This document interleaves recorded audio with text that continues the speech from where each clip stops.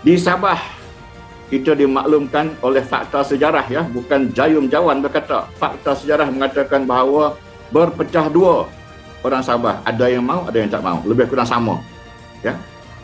Di Sarawak, boleh disimpulkan majoriti orang Sarawak tidak mahu Malaysia.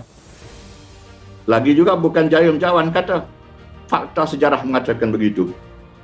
Orang Dayak dilaporkan 1/3 mahu, 1/3 tidak mahu, 1/3 entah tak tahu apa benda berlaku pada 1960-an.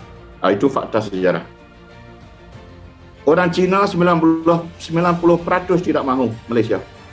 Orang Cina Sarawak. Melayu Melanau lebih kurang pecah dua lah. Yang mahu tu yang mengikut pemimpin-pemimpin yang bekerja dengan pejabat koloni yang membangkang, itu tidak bersetuju. So jadi rumusan itu tadi tidak mahu. Sabah pun mungkin tak mahu, Sarawak pasti tak mahu. So Profesor Datuk Seri, tuan-tuan dan puan-puan, justru untuk mempromosikan Malaysia, untuk menjual idea tentang Malaysia ni tadi, untuk meyakinkan orang yang tidak mahu Malaysia, maka pelbagai usaha telah dilakukan dan tertulis dalam sejarah.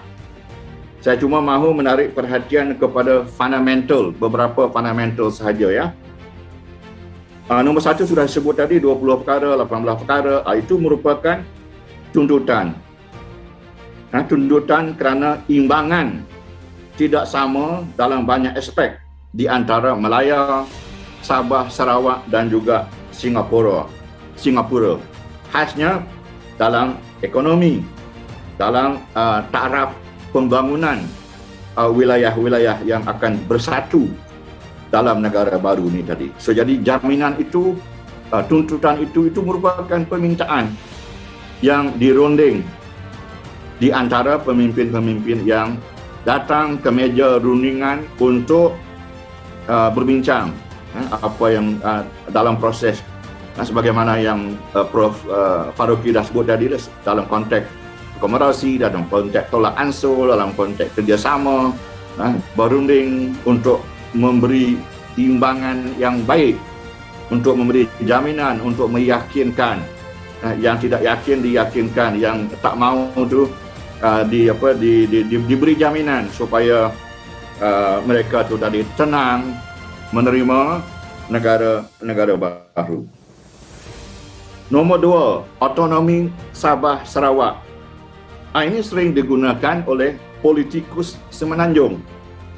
Apakah kalau hal ini ditarik balik ataupun dibuang, apakah Semenanjung sedia gantikan dengan apa? Kerana itu package. Mudahlah kalau kita nak buang sesuatu daripada benda yang kita dah bersetujui, tapi kita buang begitu saja. Tapi itu diberi kepada Sabah dan Sarawak, dengan ada juga Sabah dan Sarawak melepaskan sesuatu. Jadi apa yang dilepaskan saya tak mau senaraikan, takut nanti itu juga merupakan sesuatu yang amat sensitif di kalangan orang-orang Semenanjung khususnya. Tapi yang merupakan I give you something, you give me back something. Jadi itulah kompromi namanya. Itulah tolak ansur namanya. Ya. Jadi kalau kita lihat apa yang Sabah Sarawak layak dalam Malaysia, ada benda yang dia tak layak. Dari dulu sampai bila-bila. Dalam konteks kompromi itu tadi. So, jadi itu kompromi. Jadi otonomi itu kompromi. Nak buang itu boleh. Datang